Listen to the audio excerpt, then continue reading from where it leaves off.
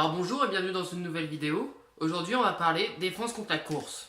Alors avant de commencer on va faire une petite aparté sur les joueurs de second rideau défensif, donc les linebackers. Là dans cette vidéo on va essayer de les différencier.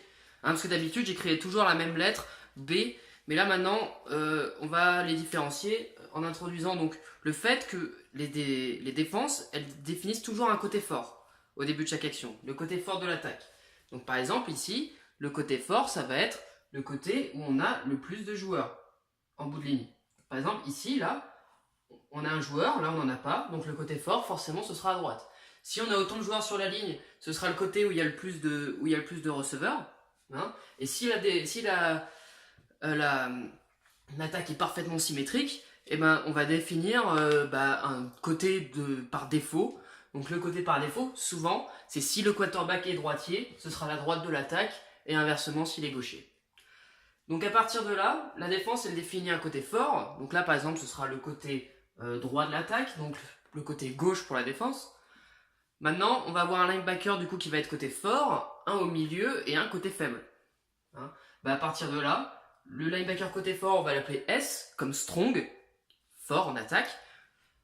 Le M ce sera le middle, parce qu'il est au milieu. Et le W ce sera linebacker côté faible comme weak, faible en anglais. Et maintenant on va leur donner même des prénoms pour aller plus loin. Le S ce sera Sam, on aura Mike et on aura Will. Donc quand je vous parle le Sam il fait ça, ça veut dire c'est le linebacker côté fort. Le Will il fait ça, linebacker côté faible. Voilà. Maintenant on va tout de suite pouvoir parler de défense contre la course. Alors on va voir deux méthodes dans cette vidéo pour défendre. Une première méthode qui est presque utilisée de partout, ça va être la défense de type one gap. Et tout de suite, on va pouvoir définir ce que c'est un gap. One gap, ça veut dire que chaque joueur il a la responsabilité d'un gap. Et le gap, qu'est-ce que c'est? C'est les espaces entre les joueurs. Donc à partir de là, on va pouvoir définir, on va pouvoir même leur donner des noms au gap. Donc là, par exemple, les gaps qu'on va dire les gaps A, ce sera les gaps qui sont juste à côté du centre. Ensuite, on va avoir B et C. Donc là, par exemple, on a A fort, B fort, C fort, A faible, B faible, C faible. Voilà. Donc si je parle du gap B fort, maintenant vous savez ce que c'est. Voilà, c'est le gap B côté fort. Et maintenant, chaque joueur, en fait, en défense, il va avoir la responsabilité de tenir un gap. Et là, dans une 43, chaque joueur va être en face du gap qu'il va devoir garder. Par exemple, lui, il va avoir ce gap-là, lui et celui-là. Et voilà. A fortiori, du coup, on a ces joueurs qui gardent ces trous-là. Gap et trou, c'est la même chose. Donc voilà. Donc dans les faits, comment ça se passe? Parce qu'on leur dit, on balance pas les joueurs, on leur dit ouais, garde ce gap-là et débrouille-toi. Non, c'est pas comme ça qu'on le fait. Ce qui se passe en fait, c'est que vous dites à chaque joueur, en fait, ce que vous allez faire, c'est que vous allez contrôler votre gap. Vous n'allez pas rentrer comme un bourrin dedans. Vous allez le contrôler. Donc là, par exemple, vous restez là, vous gardez votre gap. Puis on va plutôt le faire pour celui-là. Hop, là. Et donc, si le running back il arrive vers vous, le running back il a deux solutions.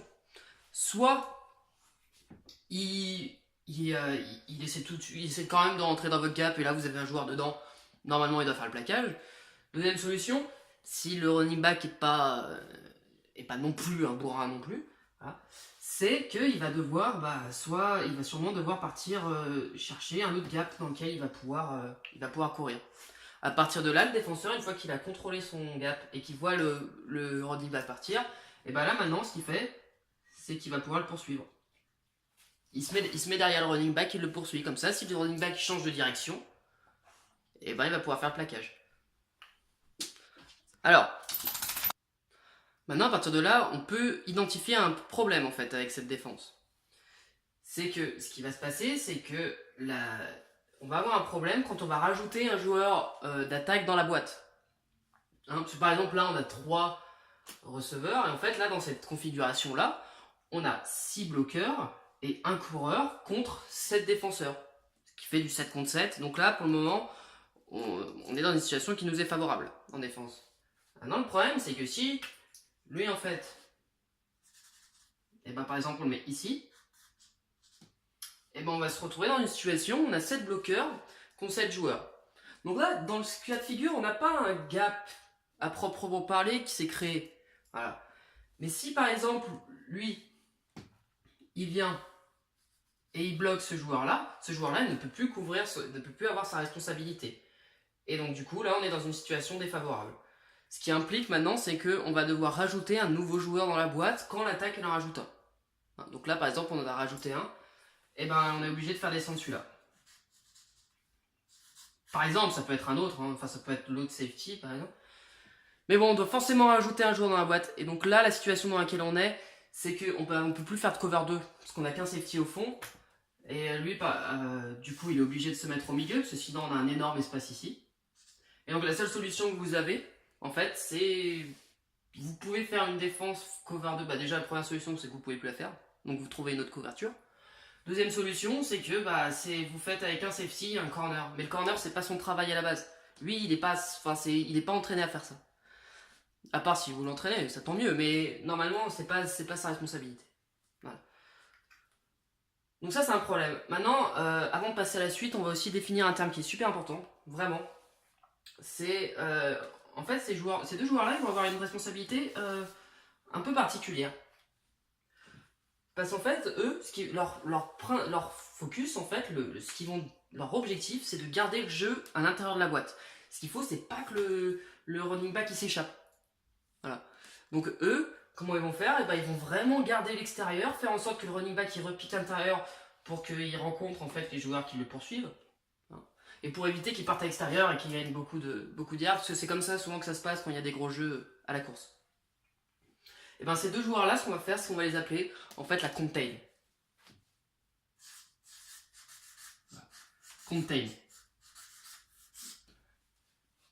Qui veut dire contenir, parce qu'en fait ils doivent contenir le jeu à l'intérieur de la boîte. Maintenant, on va juste voir comment ça se passe pour une 33 stack, parce que la différence, c'est que sur la 33 stack, on n'a pas des joueurs qui sont en face des trous. On a des joueurs qui sont en face d'autres joueurs. Donc là, ce qui va se passer, c'est que le coach, au début de l'action, il va leur dire, en fait, soit vous allez tous côté fort, soit vous allez tous côté faible, ou alors d'autres variations. Hein. Mais par exemple, prenons le principe que tout le monde aille, en fait, côté fort. Ça veut dire, en fait, que lui, il va avoir ce trou-là, parce que le côté fort, ici, c'est à droite. Donc lui, il va aller à droite, lui aussi, lui aussi. Et tout le principe, en fait, de la 33 stack, c'est que vous avez un linebacker qui est juste derrière un défenseur. Et ces deux joueurs-là, en fait, ils contrôlent les deux trous qui sont de part et d'autre du joueur devant lequel est l'autre joueur. Donc si maintenant ce defensive end-là, il va à gauche, et ben le linebacker, il va pouvoir aller à droite.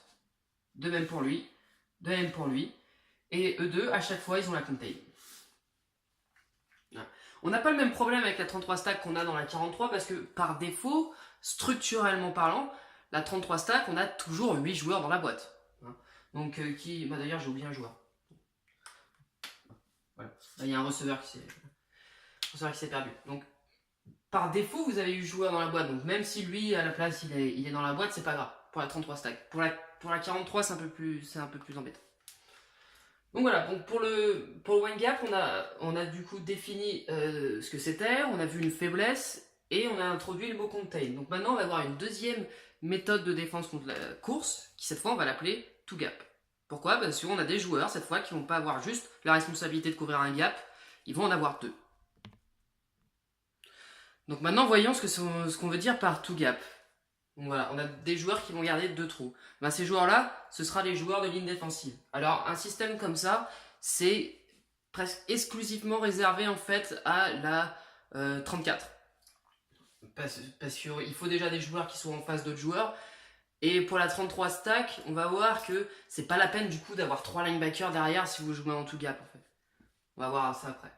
Donc en fait, ce qui va se passer, c'est qu'on va avoir tous les joueurs de ligne en fait qui vont avoir les trous qui sont à leur droite et à leur gauche. Ces deux joueurs-là, ils vont avoir la contain. Et eux, ce qu'ils vont faire, c'est qu'ils vont suivre en fait le mouvement du running back. S'il va à droite, ils vont tous les deux à droite. Et en fait, leur but, c'est de suivre les mouvements. Et donc, du coup, s'il arrive à passer à la ligne, ils sont tous les deux sur lui. Voilà. Typiquement, c'est assez simple, mais en fait, pourquoi c'est extrêmement peu utilisé? C'est parce qu'il faut des super joueurs, en fait. Il faut des très très bons joueurs pour pouvoir arriver à faire ça. Parce que ces trois-là, ils doivent avoir des caractéristiques, déjà, ils doivent avoir des bras très longs, déjà. Ils doivent être grands, et ils doivent être puissants. Pourquoi? En fait, ce qui va se passer, c'est qu'ils vont contrôler leurs joueurs devant eux, et si le running back il vient à leur gauche, eh ben, ils vont devoir ils vont devoir regarder déjà, prendre leur bloqueur et se mettre à gauche. Si c'est à droite, ils vont faire pareil. Donc ils doivent faire ce qu'ils doivent lire et réagir.